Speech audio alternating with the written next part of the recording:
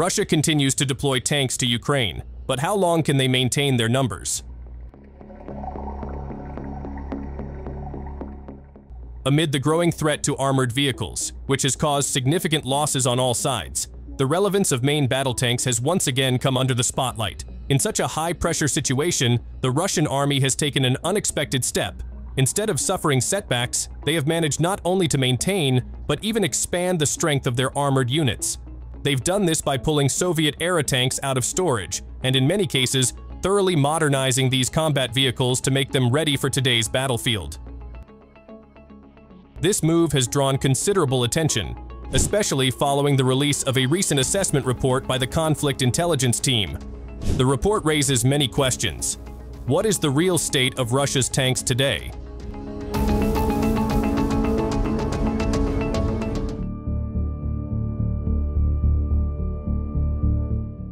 In 2024, Russia produced only around 28 to 30 new T-90M tanks and modernized approximately 60 additional tanks, based on older T-90 models. At first glance, this figure may seem limited. However, upon closer examination, the reality is far more complex and reveals a significant surge in production capacity. According to the Conflict Intelligence Team, which relies on data from the main manufacturer, Uralvagonzavod, Russia has managed to drastically increase its production of T-90 main battle tanks. While in 2020 to 2021, the annual production ranged between 90 and 110 units, by 2024 this figure had jumped to between 280 and 300 units, nearly triple the previous output. This surge reflects the success of the Kremlin's intensive campaign since mid-2022 to expand its heavy weapons production lines, particularly for tanks. The push to accelerate production did not come without reason. Since the conflict with Ukraine, the Russian military has suffered substantial losses in its armored vehicles due to intense fighting and continuous deployments. In addition, rising tensions with NATO have further driven Russia to ensure its armored fleet remains strong and combat-ready. Amidst this need, the T-90, especially the T-90M variant, has emerged as a key symbol of Russia's armored superiority. The Conflict Intelligence Team also stated that Russia's actual production now far exceeds earlier Western expectations. The team cited various visual evidence to support this claim: long trains carrying T-90 tanks, frequent sightings of T-90M units on multiple front lines in Ukraine, as well as data from Russia's military logistics and procurement infrastructure. So, does this mean that Russia now has an adequate supply of tanks?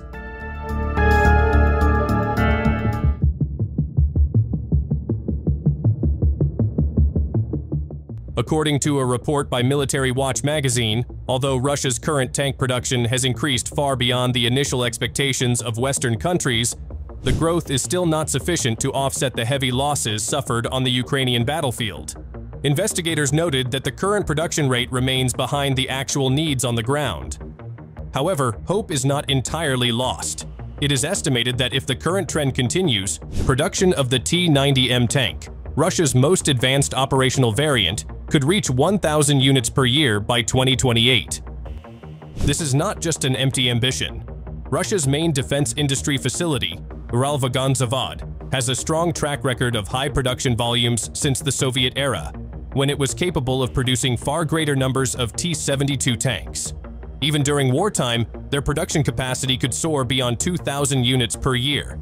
Therefore, the goal of producing 1,000 T-90Ms annually is not out of reach. Looking further ahead, Russia's total tank production will likely not rely solely on the T-90M. There are strong indications that the country's defense sector is preparing for serial production of two other tank classes.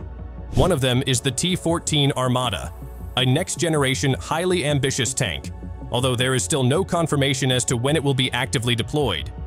In addition, there is a notable development from the Omsk Transmash plant, Russia's second major production facility inherited from the Soviet era. In September 2023, Russian state media reported that the factory is preparing to restart production of the T-80 tank, following its impressive battlefield performance in Ukraine. The tank has made a strong impression on both its operators and officials within the Russian Ministry of Defense. The confirmation that gas turbine engine production for the T-80 has resumed is a clear sign that the tank's revival is more than just talk. Even so, it remains unclear what production scale is planned. During the Soviet era, the T-80 cost over 3 times as much to produce as the T-72, primarily due to its advanced engine. This makes large-scale production, similar to the T-90M, sometimes less realistic. However, the possibility remains that the T-80 will be produced in smaller quantities to complement the main tank fleet, making it an elite class within Russia's future combat formations. So, do you believe in Russia's production capabilities?